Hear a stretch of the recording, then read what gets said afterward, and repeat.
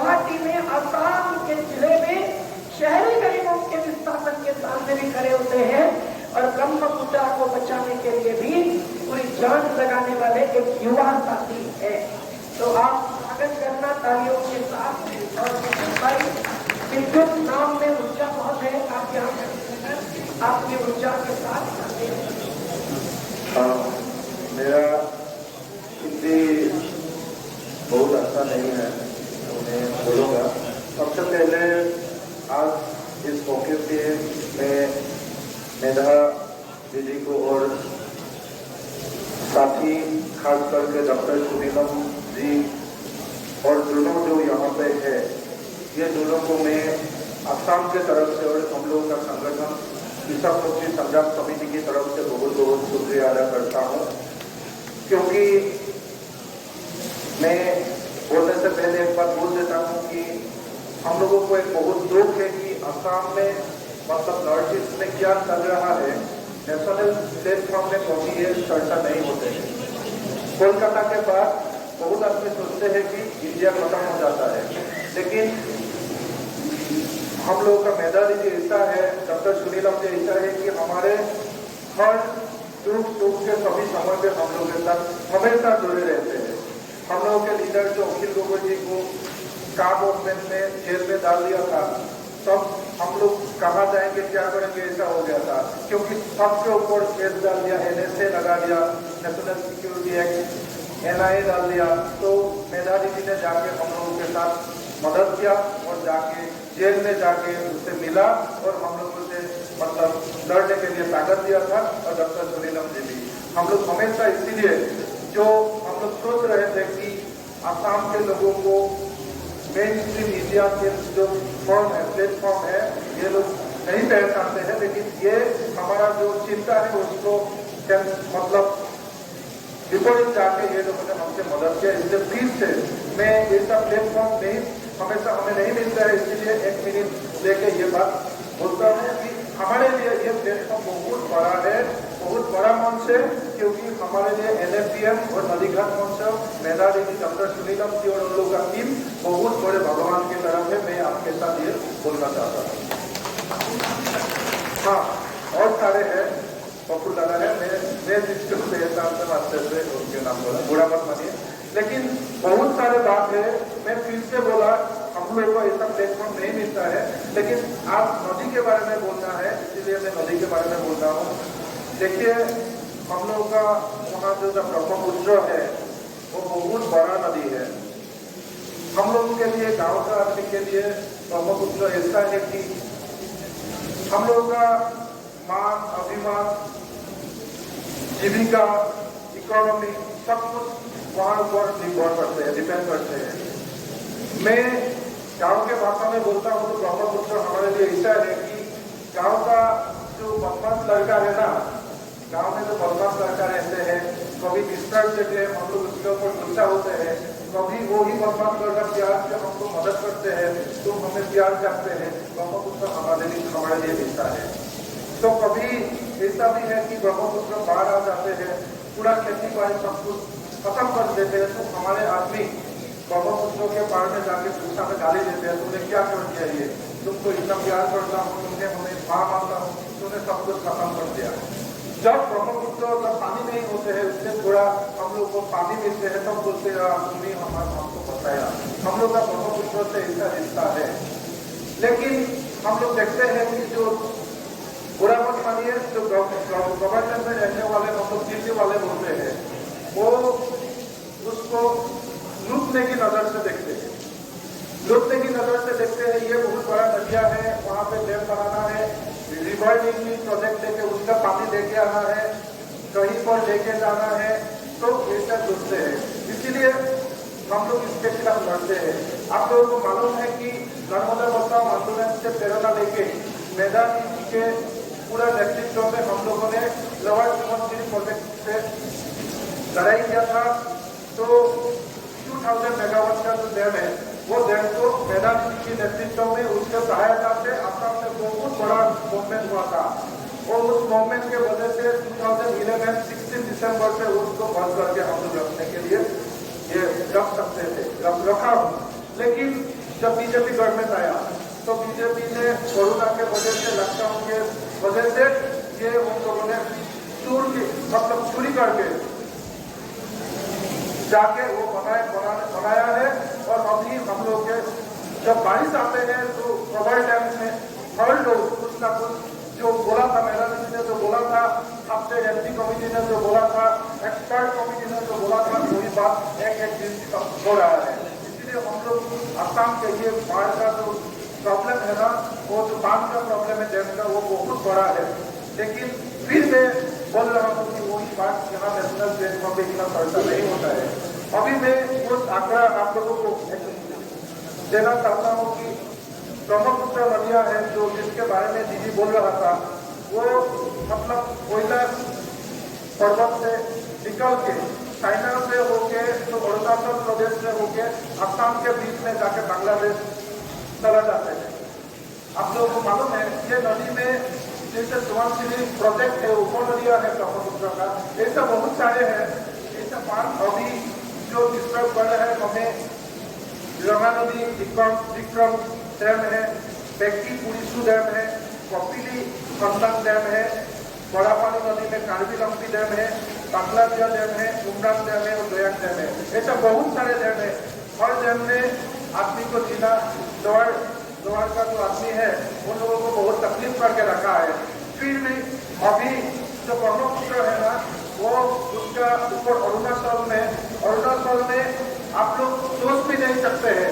हम लोग का आसाम से ऊपर जो है अरुणाचल, उसमें अभी नवीन जिंदल में 3097 मेगावाट 3097 मेगावाट का इटालियन पावर प्रोजेक्ट बना रहा है। शिवंग में इटालियन पावर प्रोजेक्ट नवीन जिंदल में वो बना रहा है। Shivang hydro power project Italian के नीचे वो भी 2880 मेगावाट का, सोचिए। और दिबांग नदी अरुणाचल से आके ब्रह्मपुत्र में गिरते हैं, वो वही डायरेक्ट इफेक्ट हम ब्रह्मपुत्र के ऊपर गिरेगा।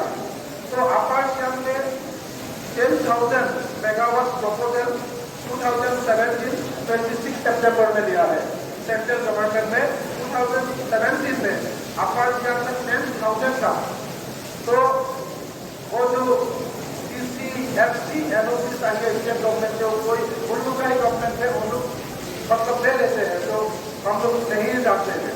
और पारे नदी में 110 का, कामेंग के 600, पेनोर हाइड्रो पावर में 405 मेगावाट नेक्स्ट को बना रहे हैं, वो भी चालू होने जा रहे हैं।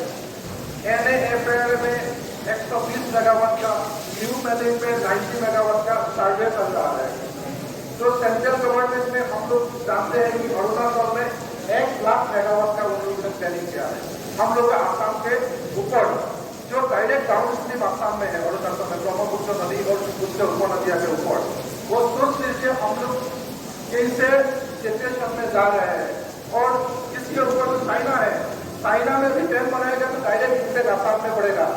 वही चाइना ने 2010 में चांगपू डैम 510 मेगावाट बना दिया है और 20 डैम प्रपोज कर रहे हैं। तो चाइना का टारगेट है ब्रह्मपुत्र नदी में 60,000 मेगावाट 2060 तक 60,000 मेगावाट हम लोग कंप्लीट करेंगे। ये रिपोर्ट आया है 2023 में द इकोनॉमिक्स टाइम में। ये द इकोनॉमिक्स टाइम में रिपोर्ट 2023 में 60,000 चाइना बनाएगा और डायरेक्ट इफेक्ट आसाम में गिरेगा। वो रिपोर्ट हम लोग के पास है। और ब्रह्मपुत्र नदी यार्लम जाम्बो, वो ब्रह्मपुत्र नदी है चाइना में, यार्लम जाम्बो बोलते हैं, वही नदी ने बनाया है। तो ब्रह्मपुत्र रिवर आप लोगों को मालूम है कि वो रिवर कॉम्प्लेक्स है। चाइना, इंडिया और भूटान, ये तीनों देशों का रिवर कॉम्प्लेक्स है, इसीलिए डायरेक्ट इफेक्ट हम लोग का यहाँ पड़ेगा। और ब्रह्मपुत्र का जो बेसिन है ना, वो बेसिन देखने से आपको मालूम पड़ेगा कि ये जो सीमा और पॉलिटिकल मैप के मुताबिक ये इसको देखे नहीं जा सकते हैं। ये चाइना में है, ये अरुणाचल में है, ऐसे नहीं तो बोल सकते हैं कि जो सीमा के और मैप के मुताबिक। तो ये बेसिन पूरा आसाम के ऊपर गिरेगा, इसीलिए हम लोग इको सिस्टम को पूरा खराब कर दिया है। तो वो टुकड़ा कर दिया है। इसीलिए हम लोग अभी भी, लेकिन ये अभी भी हम लोग सोच रहे हैं कि लोग कैसे रोकेंगे। अरुणाचल प्रदेश बीजेपी गवर्नमेंट ने, चाइना ने तो बनाया ही है। हम लोग 2000 मेगावाट का लैंड खरीदने से आसाम का बहुत नष्ट हो जाते हैं, लेकिन ये 1 लाख अरुणाचल में 60,000 चाइना में बनाने से क्या होगा, आप लोग एक बार सोच लीजिए। इसीलिए हम लोग का मसला बहुत गंभीर है। तो आज के मंच में हम लोग आसाम से आए हैं, तो मैं इतना अच्छा हिंदी भी नहीं बोल पा रहा हूँ, तो समझ सकते हैं शायद। तो हम लोग ये विनती है कि जो हम लोग ब्रह्मपुत्र का ऊपर जो अभी ये चल रहा है, वो उसके ऊपर एक प्रस्ताव लेंगे। और हम लोग चाहते हैं, हम लोग विश्व मुक्ति संग्राम समिति ने भी हम लोगों ने तो कोशिश कर रहे हैं कि हम लोग लड़ रहे हैं कि जो एक लिविंग बॉडी, ब्रह्मपुत्र को एक लिविंग बॉडी के रूप में बसा के रखने के लिए क्या कर सकते हैं, वही है। और बहुत सारे हम लोगों के समस्याएं हैं। आज ये तो नदी हम लोग का जमीन छीन लिया है, जमीन के बारे में जो है एविक्शन चल रहा है। दीदी ने बोला है कि हम लोग लड़ रहे थे। मैं 2 हफ्ते के आगे 3 दिन के लिए जेल में जाके निकला हूँ, क्योंकि वहाँ हम लोग आसाम में 350 लाख हेक्टेयर जमीन बाबा रामदेव को लेना चाहते हैं। तो बाबा रामदेव को पाम ऑयल के लिए, आप लोगों को मालूम है, पाम ऑयल, एक पाम ऑयल के पेड़ में 300 लीटर पानी हर रोज जमीन से चूसते हैं, एक पाम ऑयल के पेड़ में। बाहर का देशों ने जो बंद किया है वो आसाम में डाल दिया है। अभी बाबा रामदेव जाएगा, उसको जमीन देने के लिए पूरा इलेक्शन चल रहा है। हम लोग लड़ रहे हैं, हम लोग लड़ सकते हैं, जेल में डाल देते हैं और क्या करेंगे। तो वही हम लोग लड़ रहे हैं, वो भी है। तो बहुत बड़ा मामला है। और जो मणिपुर में जो चल रहा है, इसके पीछे भी दीदी आप सब जानते हैं, यहाँ का हर जो जमीन ही है, क्योंकि कुकी और मेचे के बीच में जो लड़ाई है ना, उसके बीच में कुकी लोग से जहाँ पर खेती करके रखते हैं, वो जमीन को छीन के अदानी को देना चाहते हैं। वही सबसे बड़ा ये जो सभी है। बाहर में चल रहे हैं कि मणिपुर में एसटी की मामला है ही है, लेकिन उसमें जो बीरेन सिंह है चीफ मिनिस्टर, कुकी लोग ने जिस जमीन में खेती करते हैं, वो जमीन में बीरेन सिंह ने सेंट्रल गवर्नमेंट के ऑर्डर से वहाँ पूरा बुलडोजर लगा के खेती को छीन लिया है, जमीन को छीन लिया है। इसीलिए कुकी लोग मेटे के साथ चर्चा कर रहे हैं, क्योंकि गवर्नमेंट पूरा मेटे के सपोर्ट में है। वो जमीन अदानी को देने के लिए ऑलरेडी प्रपोजल ले लिया है। तो वही जमीन का मामला चल रहा है पूरा नॉर्थ ईस्ट में। इसीलिए बहुत सारे मुद्दे हैं, क्योंकि आज नदी है, नदी के बारे में हम बोल रहे हैं। तो ये हम लोग नदी को पूजा नहीं करते हैं ब्रह्मपुत्र को, क्योंकि मैं पहले ही बोला हूँ कि जो ब्रह्मपुत्र नदी हमारे मान है, अभिमान है, उससे प्यार करते हैं, उससे लड़ते हैं, उससे मांगते हैं, इससे चलते हैं। तो मैं एक बात करके खत्म करना चाहता हूँ। हमारे जो नदी डैम का समस्या है, बाढ़ का समस्या है, 2020 में एक रिपोर्ट निकला था 10 फरवरी में। इंडिया के सबसे बाढ़ से नुकसान होने वाला स्टेट में आसाम फोर्थ में है। तो 3,820 मिलियन हेक्टेयर तो ब्रह्मपुत्र के बाढ़ से हम लोग का नुकसान होता है। तो यही समस्या को वो लोग नहीं समझते हैं, लेकिन हम लोग बार बार बोलते हैं कि ब्रह्मपुत्र को हम पूजा नहीं करते हैं। लेकिन 2017 में ये बीजेपी RSS वालों ने जाके नमामि ब्रह्मपुत्र बनाया है। तो नमामि ब्रह्मपुत्र हमसे ही पूजा नहीं है, वो जो ब्रह्मपुत्र है हम लोग बोलते हैं जो पूजा नहीं करते हैं। तो वो नदी को इतना गुस्सा आया, तो नमामि ब्रह्मपुत्र सारे इंडिया से पूरा पुजारी लेके गया था, सब कुछ उठा के लेके गया। इतना बारिश आया, इतना बाढ़ आया, तो चीफ मिनिस्टर बैठे हुए स्टेज है, वो स्टेज को तोड़ के लेके गया ब्रह्मपुत्र में। इसीलिए वो पूजा पद्धति से ये नहीं चलेगा, इसीलिए हम लोग लड़ना पड़ेगा और हम लड़ रहे हैं। और आज इस मंच में ब्रह्मपुत्र और दूसरा जो उप नदियां हैं, उन लोगों को मतलब लिविंग बॉडी के रूप में रखने के लिए क्या कर सकते हैं, ये एक प्रस्ताव देने के लिए दीदी और पूरे मंच से विनती है। यही बोल के मैं सवाल करता हूँ। जिंदाबाद। देखिए भाई, नदी हमारी माता है, उससे हमारा नाता है। ये जो बात कही है जाने तक लड़ाई जारी है। आपको पता होना चाहिए इनका जो प्रमुख कार्यकर्ता नेता है अखिल गोगोई जी, वो जेल में होते हुए भी जीत के आया चुनाव में और विधायक बनकर आज भी हर गरीब का, हर आदिवासी का, हर किसान मजदूर का कृषि मुक्ति संग्राम समिति के द्वारा संघर्ष जारी रखता है। भ्रष्टाचार के खिलाफ जो आज के मुख्यमंत्री हैं, उनका सबसे बड़ा भ्रष्टाचार किसने निकाला होगा? तो विद्युत भाई और अखिल भाई के संगठन ने निकाला था। तो आज देखिए कितने बांध बन रहे हैं और एक एक बांध में अगर 38 साल लड़ना पड़ता है तो कौन लड़ेगा और क्यों लड़ेगा? अमेरिका की बात सुनकर हमने बड़े बांधों की शुरुआत की भारत में। आज अमेरिका ने कान खोलकर सुनिए, 1951 बांधों को तोड़कर नदियों को निर्मल और अविरल बहने देना तय किया है, अमल में लाया है। यूरोप खंड के कई देशों ने मिलकर 4000 से ज्यादा बांध तोड़ दिए। नदी एक जीवित इकाई मानी जाती है। इस पर उत्तराखंड के हाईकोर्ट का निर्णय है, एक अन्य देश के कोर्ट का भी निर्णय है। तो अगर वो जीवंत है, जीवित है, तो उस पर अत्याचार मणिपुर के महिला पर होता है, वैसा अत्याचार नदी पर हो सकता है